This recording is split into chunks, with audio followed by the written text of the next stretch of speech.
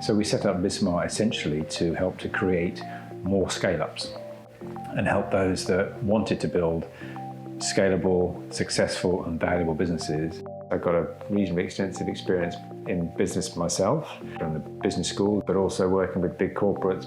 I built, for example, a business that from scratch within 18 months had an offer of purchase for over £6 million.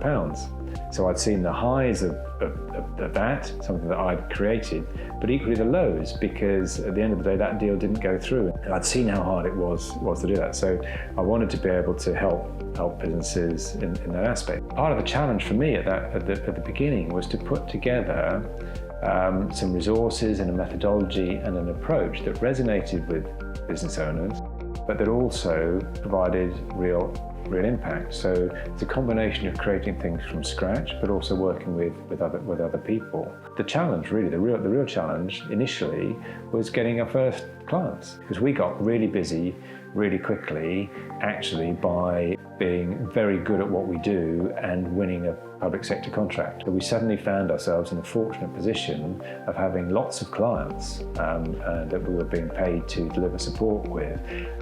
But the challenge was that had a finite end to it. That was a two-year contract. And what happens at the end of that 2 years, we might do okay within that period, but when that contract ends, that's it. So that was one of our real challenges, was how do we build a system underneath that provides an element of stability and resilience within the business that's not totally reliant on a particular contract or public sector funding.